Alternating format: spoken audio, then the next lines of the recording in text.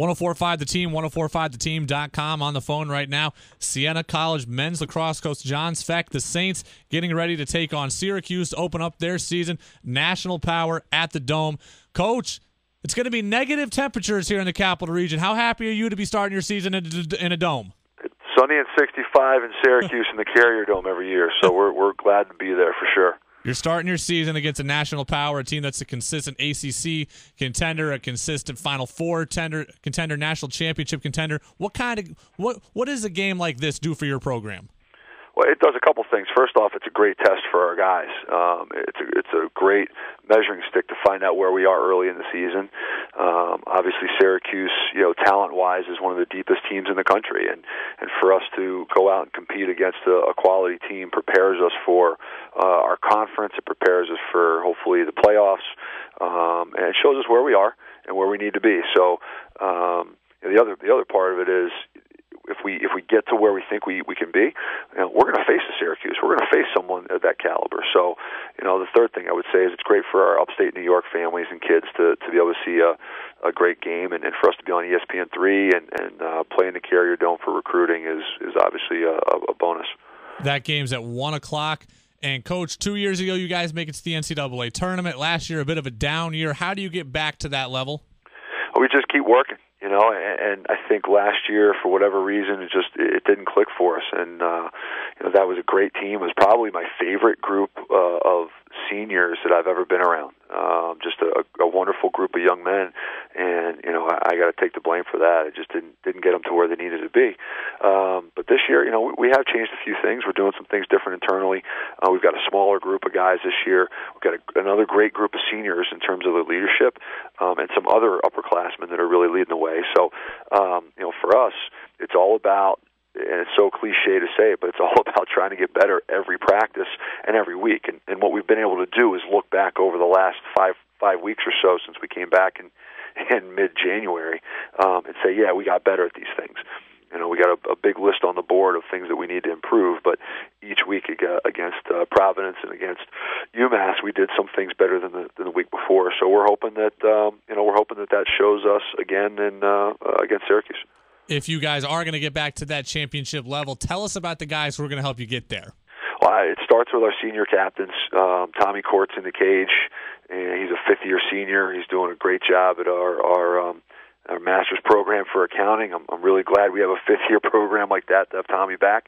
He'll be a 3-year starter for us, and in 2014 he was a tournament player, all-tournament player, and he anchors us in the defense. And Tommy's done a great job of growing his game.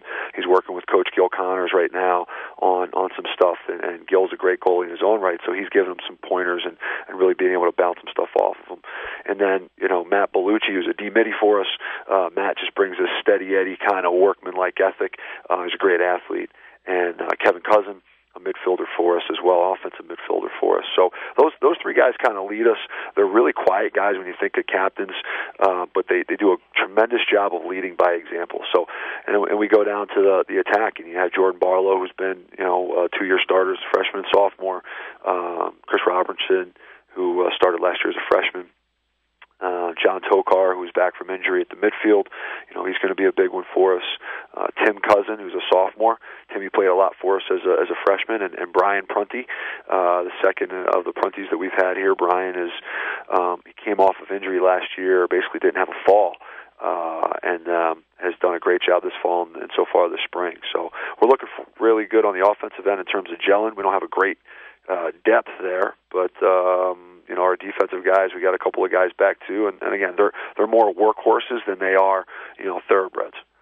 Coach, you spent some time working on the Albany staff, and I have to ask you this question. So the Thompson brothers and the Thompson trio, they're finally all gone from Albany, but I have to ask you, what effect do the Thompsons have on Siena? Is it bad for Siena recruiting because it gives exposure to your rival, or is it good for Siena recruiting because it brings exposure to the Capital Region as a whole? Well, I don't know. I don't know Lyle or Miles very well personally. I don't know Ty that well. I recruited him a little bit when I was at Hobart. I do know that name has done a tremendous amount for the sport.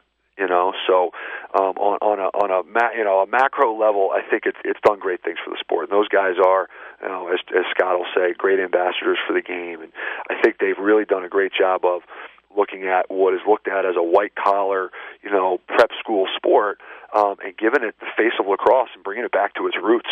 You know, we in the Capital District here are on the eastern edge of what is, you know, the grounds for the birth of this sport. You know, going west into the Finger Lakes, Syracuse, you know, Buffalo, and into Ontario. This is where the sport was created and given to us, and I think that they've done a great job of that. As far as recruiting, I'm just glad they're gone, to be honest with you. I know Scott's got a lot of, you know, they got a lot of firepower down there. It just, you know, across the country, you know, nobody's got an answer for the kid. It was funny that the kid at Notre Dame, the defenseman, is probably the best defenseman in the country, and they're saying had an unbelievable game against Lyle Thompson.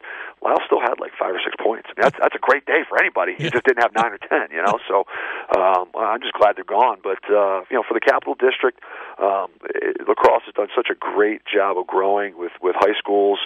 You know, Shaker's got a good team now. Mike Vorgang over at Niski, and the guys Jason Gifford up at Shen.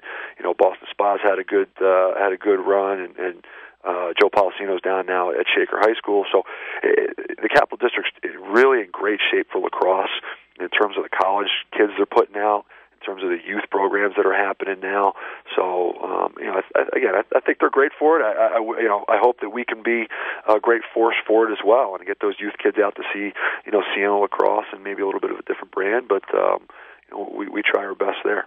John Svec, Siena men's lacrosse coach, getting ready for his Saints to take on Syracuse at the Dome, 1 p.m. on Saturday. Coach, best of luck this season. Hopefully we'll talk to you soon. You got it. Thanks a lot, Brady.